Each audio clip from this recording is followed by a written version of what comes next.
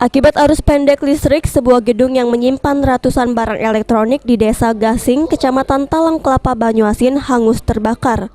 Api yang berkobar sejak subuh baru bisa dipadamkan pada pagi hari sekitar jam 8. Menurut saksi mata di lokasi kejadian, sebelum api berkobar sempat diawali dengan bunyi letusan di bagian belakang gudang yang diduga berasal dari lokasi MCB. Seketika api kemudian membesar memenuhi bagian atap bangunan gudang yang berisi ratusan barang elektronik.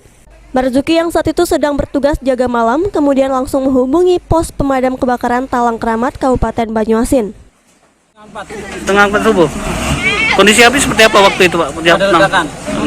Habis itu ya udah. Air langsung api langsung besar gitu ya. Ini gudang apa, Pak? Gudang sap. Gudang sap. Petugas pemadam kebakaran Banyuasin sendiri langsung menurunkan 25 personil pemadam kebakaran, dilengkapi dengan 2 unit mobil kebakaran. Namun karena lokasi kebakaran yang tertutup, membuat api sulit dijinakan.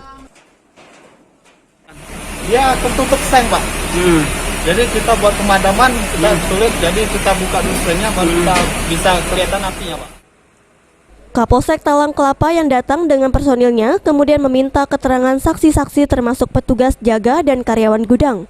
AKP Haris Munandar menjelaskan jika pihaknya tengah menyelidiki kasus kebakaran yang diduga mengakibatkan kerugian hingga miliaran rupiah. Ini gudang dari PT SAP yang isinya terdiri dari alat-alat elektronik seperti TV, kulkas, AC, mesin cuci. Oke, ada korban luka-luka jiwa, Pak? Untuk sementara ini belum ditemukan adanya korban jiwa. Namun untuk kerugian material diperkirakan berjumlah miliaran. Oke. Pak, ini memang area pergudangan semuanya, Pak, ya? Ya, ini memang area pergudangan. Khusus yang di lokasi ini adalah lokasi PT SAP.